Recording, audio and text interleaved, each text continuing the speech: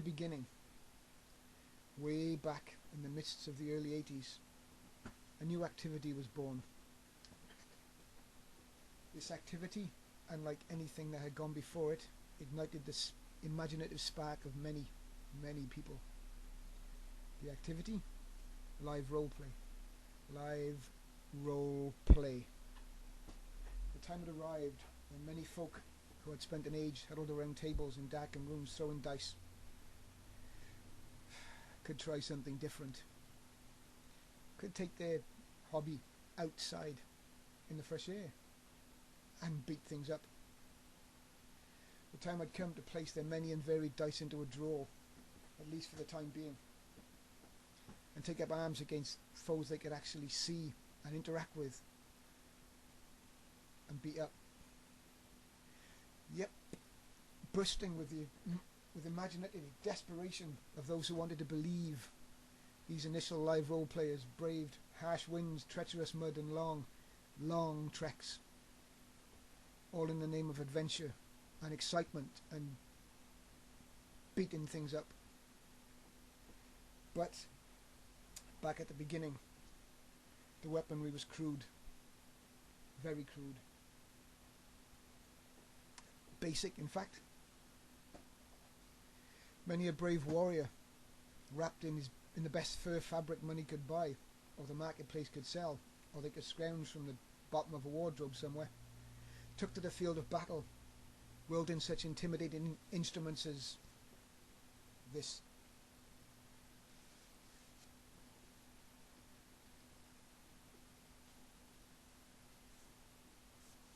An early sword, one of the first swords, looking something similar to a 3-foot dildo, was the weapon of choice. This was what the warrior wielded in battle. Sometimes two, sometimes one which was 3 feet longer. But what the hell. Plastic pipe and pipe foam, covered with insulation tape and gaffer tape, silver mostly, white on this occasion. This was the caliber of weapon used back at the beginning. Not very fearsome now, I hear you cry. Ah, indeed.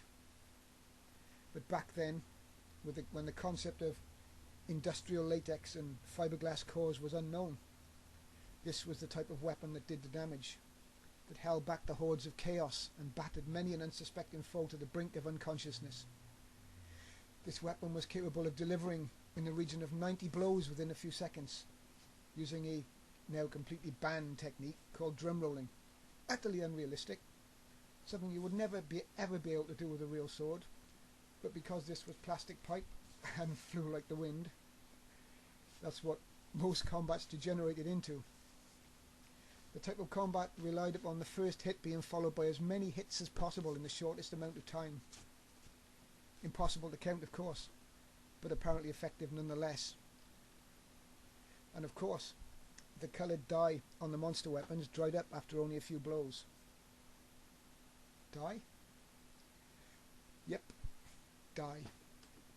Back at the start, those brave folk that manned the monster crew, those that set the adventure and played the bad guys, the ones that got beat up mostly, they used to cover the weapons' damaging edges. Well, you can have an edge, imagined edge. They used to colour it with different shades of dye, yellows, reds, pinks even, the colour of which meant different things depending on whichever system you played at the time. After a combat had finished, the refs would count the hits and deduct from characters' hit points. All incredibly simple stuff. But back then it was all fur fabric and homemade gear, seriously cheap to make and easily replaceable. Can you imagine somebody getting hit on an expensive velvet robe nowadays with dye, which had 98% of the consistency of glue?